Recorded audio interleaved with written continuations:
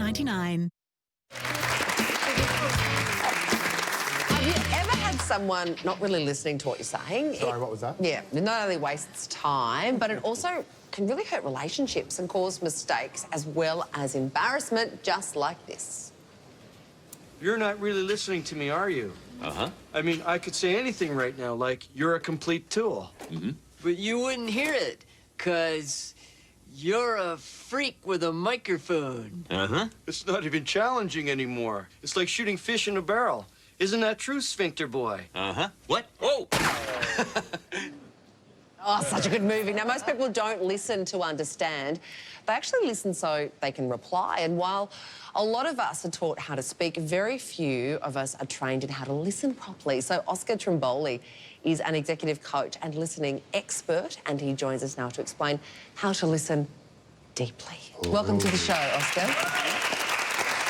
So, we just mentioned why people struggle with listening, that we listen to reply. Yeah, and most of us don't even understand we're programmed to be distracted. So in our mind, I'm speaking right now 125 words a minute, but you can listen to 400 words a minute. So you're filling in the gap with the 300 straight away. Oh. You're completely distracted. You're making up a story. You're thinking about your young 2-year-old boy and what I should be doing after work and things like that. And all of a sudden, you're back in the conversation. You know, it'd be much easier to listen to if we had your mic. I've got to be honest, Oscar, it was number 2. It's actually very difficult to listen to you right there. And in fact, this is here's the a ultimate question. Listening gag, isn't it, guys? Here's a question. I like it. We know, I know without question, men and women listen very differently. If I've ever wanted to talk to my husband and he's reading something, forget it. I say, put down the newspaper, look at me, look at me.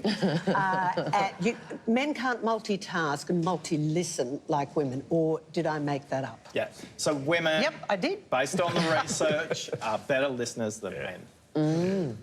Why? And the reason is women listen to be in the conversation, whereas men listen to solve. We are That's the biggest thing often women solvers. say in relationships. Don't try and solve it, just listen to what I'm saying. Which is obviously an incredible waste of It's a time. stupid, it's just stupid absolutely thing to say. pointless. If you've got a problem, fix it, then you don't have a problem and I don't have to hear about No, it. we just want to share our feelings. Oh, we just God. want you to hear us. That is what's so annoying. Anyway, Oscar, what about kids? How can, because I know a trick that we always try to use, and they use in little groups, they say, have you got your listening ears on? Have you got your listening ears on?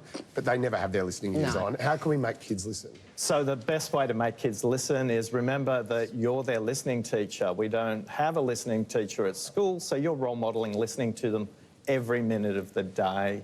So the simplest thing to do with kids is always make sure you're at their eye level.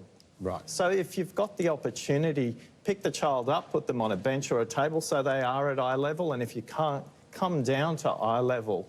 People who do this really well, even on the telephone, if you're travelling and you want to call your kids, get down to their level when you're on the phone, because that will help you look them in the eye. Because visually... Oh, metaphorically sort of speaking. Or FaceTime. Both.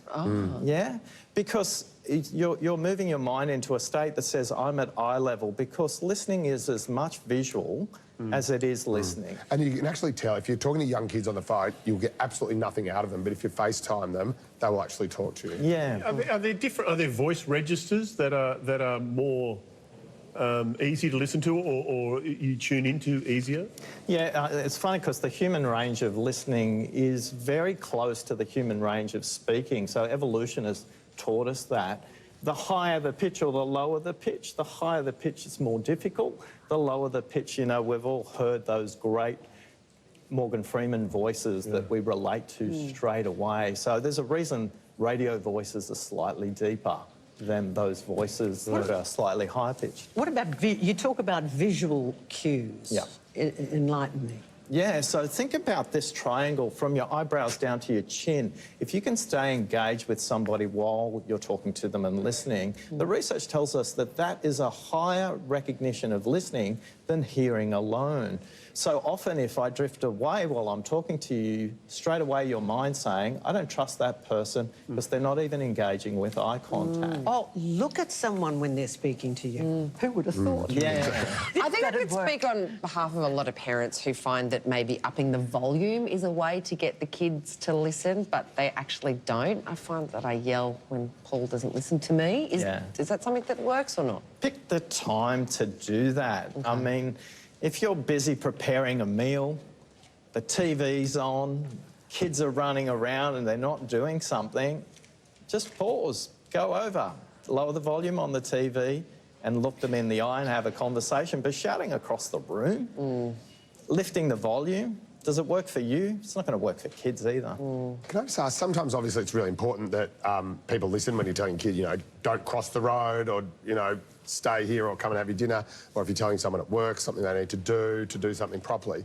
But surely a lot of the time, isn't there a lot of really boring stuff and a lot of really boring people who actually aren't worth listening to? And for them, it's just an indulgence for them to be able to crap on about whatever dumb stuff they want to. Be careful, Joe. I'm saying, instead of saying everyone should be better listeners, shouldn't we be saying, hey, how about being Smarter more talker. interesting? Yeah. That's right. How about actually having something That's to say? victim blaming, Joe.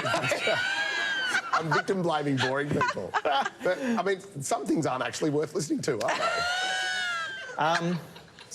Could you say that again?